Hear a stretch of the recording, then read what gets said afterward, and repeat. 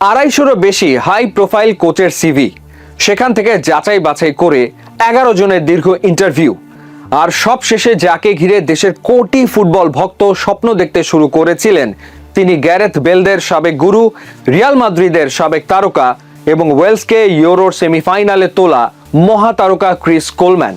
কিন্তু এত দূর এগিয়েও শেষ মুহূর্তে এসে কেন ভেস্তে গেল বাংলাদেশ ফুটবলের ইতিহাসের সবচেয়ে বড় ডিলটি?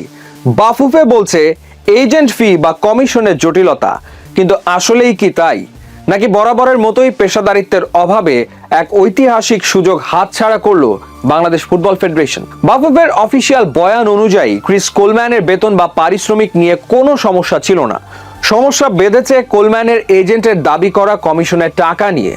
ফুটবল বিশ্বের আধুনিক নিয়ম অনুযায়ী যে কোনো হাই প্রোফাইল খেলোয়াড় বা কোচের চুক্তির পেছনে এজেন্টের একটি নির্দিষ্ট ফি বা কমিশন দিতে হয়।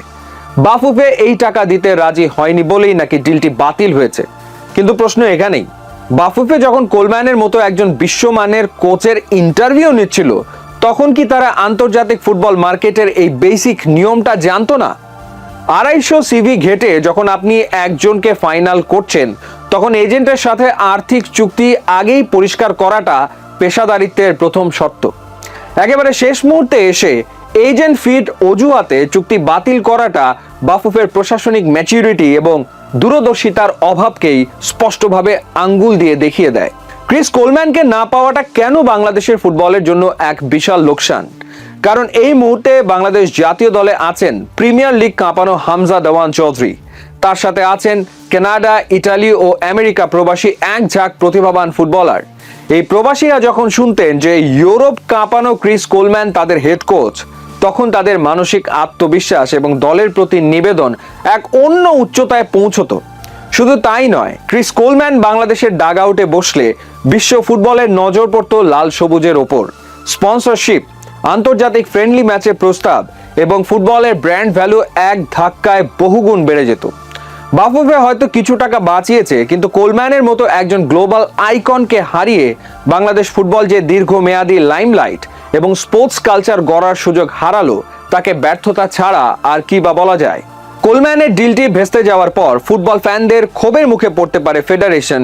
এই আশঙ্কা থেকেই কি তড়িঘড়ি করে থমাস ডুলির নাম ঘোষণা করা হলো? শুক্রবার সকালে এমিরেটসের ফ্লাইটে ঢাকায় পা রাখা 65 বছর বয়সী থমাস ডুলির প্রোফাইল কিন্তু বেশ ভারী। তিনি মার্কিন যুক্তরাষ্ট্রের সাবেক অধিনায়ক, বুন্দেসলিগা ও ইউএফা কাপ জয়ী তারকা। কোচ হিসেবেও এশিয়ান ফুটবলে তার দারুণ ট্র্যাক রেকর্ড আছে। ডুলি হয়তো এশিয়ান ফুটবলের বাস্তবতায় দারুণ এক পছন্দ, কিন্তু ফুটবল প্রেমীদের মনে সন্দেহ থেকেই যাচ্ছে, কোলম্যানের হাইপ থাকতেই কি বাফুফে দ্রুত ডুলির দিকে হাত বাড়ালো? ডুলি সফল হতে পারবেন কিনা তা সময় বলবে, কিন্তু কোলম্যানকে না পাওয়ার যে ব্যর্থতার দাগ বাফুফের গায়ে লেগেছে, তা ডুলির আগমন দিয়ে পুরোপুরি ঢাকা সম্ভব নয়। এই ডিলটি ব্যর্থ হওয়ার পেছনে আরেকটি বড় কারণ হলো সময়ের সাথে বাফুফের তাল মেলাতে না পারা। আগামী 5 জুন সান মারিনোর বিপক্ষে ঐতিহাসিক প্রীতি ম্যাচের জন্য সহকারী কোচ হাসান আল মামুন এরই মধ্যে 32 জনের প্রাথমিক দল ঘোষণা করে দিয়েছেন। 24 মে থেকেই হামজা, সমিত এবং ইটালি থেকে উড়িয়ে আনা ফামিদুল ইসলামদের নিয়ে কন্ডিশনিং ক্যাম্প শুরু করার একটা ডেডলাইন ছিল বাফুফের সামনে। ক্রিস কোলম্যান এবং তার এজেন্টের সাথে দর কষাকষিতে বাফুফে এতটাই দীর্ঘসূত্রিতা করেছে যে মে মাসের শেষ সপ্তাহে এসে তাদের পিঠ দেয়ালে ঠেকে যায়। কোলম্যানের সাথে ডিল চূড়ান্ত করতে আরো সময় লাগতো, যা করতে গেলে 24 তারিখের ক্যাম্প শুরু করা অসম্ভব হয়ে পড়তো। অর্থাৎ আগে থেকে দূরদর্শী পরিকল্পনা না করে একদম শেষ মুহূর্তে এসে ক্যাম্পের ডেডলাইন মেলাতে গিয়েই বাফুফেকে তড়িঘড়ি করে কোলম্যানের ফাইল বন্ধ করে দিতে হয়েছে। একটু ভেবে দেখুন, ক্রিস কোলম্যান যদি বাংলাদেশে আসতেন, তবে তিনি কি হতেন এই মুহূর্তে পুরো এশিয়ার সবচেয়ে হাই প্রোফাইল কোচ?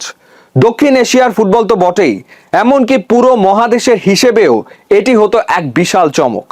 সাধারণত ক্রিস কোলম্যানের মতো প্রোফাইল, যারা ইউরোপিয়ান চ্যাম্পিয়নশিপ বা ইউরোর সেমিফাইনালের মতো মঞ্চে ডাগ আউট সামলিয়েছেন এবং গ্যারেথ বেলের মতো ওয়ার্ল্ড ক্লাস তারকাদের ট্যাকটিক্স শিখিয়েছেন, তারা এশিয়ায় আসলে মোটা অঙ্কের চুক্তিতে সৌদি আরব, জাপান, কাতার কিংবা দক্ষিণ কোরিয়ার মতো জায়ান্ট দলগুলোর দায়িত্ব নেন।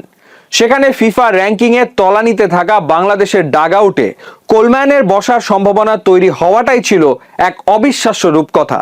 যদি ডিলটি সফল হতো তবে এশিয়ান ফুটবল কনফেডারেশন বা এএফসির ইতিহাসে এটিকে অন্যতম সবচেয়ে হাই প্রোফাইল কোচিং অ্যাপয়েন্টমেন্ট হিসেবে গণ্য করা হতো। আর ঠিক এই কারণেই এই সোনালী সুযোগটি হাতছাড়া হওয়া বাংলাদেশের ফুটবল প্রেমীদের জন্য এত বড় একটি আক্ষেপের গল্প হয়ে থাকবে।